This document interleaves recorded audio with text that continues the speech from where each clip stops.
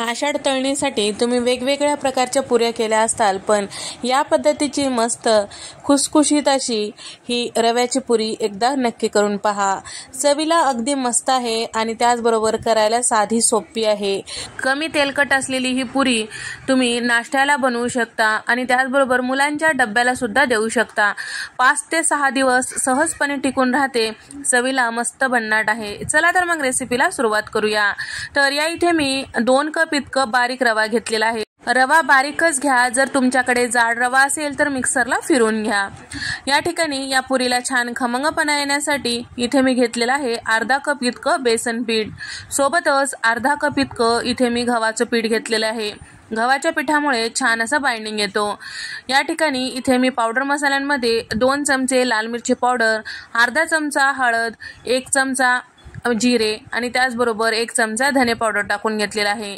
चवीपुरतं मीठ टाकून घेतलेलं आहे आणि बारीक चिरलेली थोडीशी कोथिंबीर यामध्ये टाकून घेतलेला आहे। 10 ते 15 कढीपत्त्याची पानं बारीक चिरून यामध्ये टाकलेलं आहे। 5 ते 6 चमचे पांढरे तीळ इथे मी टाकून घेतलेला आहे आणि 1 चमचा बारीक कुटून घेतलेला लसण टाकून घेतलेला आणि त्याचबरोबर एक 5 ते 6 चमचे छान कडकडीत तेल गरम करून घेतलेला आहे आणि तेल यावर ओतून घेतलेला आहे। तर तेल गरम यामध्ये टाकून घेतल्यामुळे पुरीला छान खुसखुशीतपणा येतो आणि इथे आपल्याला हे सगळं साठा जे आहे पिठाला व्यवस्थित असं लावून घ्यायचं आहे। छान व्यवस्थित लावल्यानंतर छान पीठ जे आहे मूठ वळेपर्यंत आपल्याला हे साठा टाकून घ्यायचं आहे। जर तुम्हाला कमी वाटत असेल तर थोडंसं आणखीन तेल गरम करून यामध्ये टाकू शकता। तर या पद्धतीचं इथे आपलं पीठ तयार झालेलं आहे। इथे मी घेतलेलं आहे 1 कप भर इतकं पाणी, थोडं पाणी टाकून आपल्याला हे पिठाचा उंडा छान असं तिंबून घ्यायचं आहे। तर या ठिकाणी आपण रव्याच्या पुऱ्या करत आहोत, त्यासाठी रवा जे आहे पाणी जास्तीचं शोषून घेतो। सुरुवातीला तिंबून ठेवते वेळेस नेहमीच्या पिठापेक्षा अगदी थोडंसं सैलसर तिंबायचं, म्हणजे थोडंसं भिजल्यानंतर हे जे पीठ आहे छान असं मऊसूद होतो। अगदीच तुम्ही सुरुवातीला जर घट्ट तिंबून घेताल तर ते भिजल्यानंतर आणखीन जास्तीचं घट्ट होतो। या ठिकाणी इथे आपलं हे पीठ छान असं तिंबल्या गेलेलं आहे। आता झाकून ठेवूया साधारण 10 मिनिटांसाठी।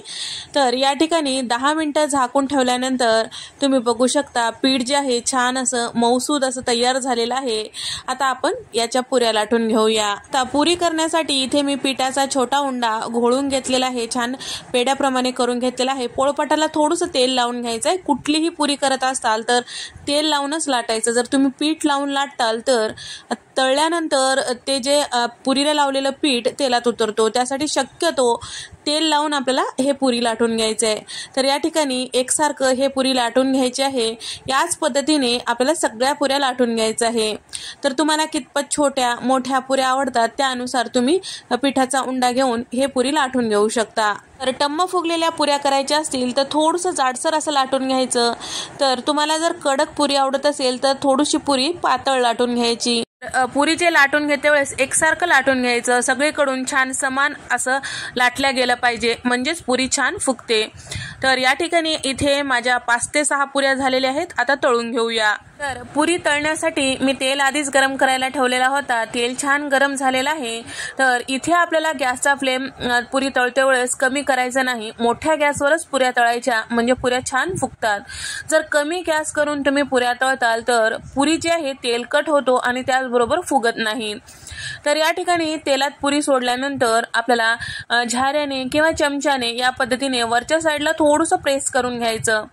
तळल्यासारखं वाटू लागलं खालच्या साईडचं तर मग आपल्याला पलटून घ्यायचं आहे। पुरी जी आहे 2 ते 3 वेळेस पलटून घ्यायचं आहे, फार जास्त वेळेस पलटून घ्यायचं नाही। जर तुम्ही जास्त वेळेस आलटपालट करताल तर पुरी जी आहे तेलकट होते। सुरुवातीला टाकलेला जो खालचा भाग असतो ते तेल जास्त शोषून घेतो, जास्तीचं तुम्ही खालीवरी करताल तर तेल जास्त शोषला जातो आणि पुऱ्या ज्या आहेत तेलकट होतो। तर या ठिकाणी आपल्याला सगळ्या पुऱ्या याच पद्धतीने तळून घ्यायच्या आहेत। मी सांगितलेल्या टिप्सनुसार तुम्ही जर पुऱ्या करताल तर तुमच्या पुऱ्या छान खुसखुशीत आणि त्याचबरोबर टम्म फुगलेल्या नक्कीच होणार। तुम्हाला हा व्हिडिओ कसा वाटला नक्की कमेंट करून सांगा। व्हिडिओ आवडल्यास व्हिडिओला लाईक करा, चॅनलला सबस्क्राईब करा आणि अशाच मस्त रेसिपीजमध्ये आपण भेट देऊया। तोपर्यंत नमस्कार, बाय।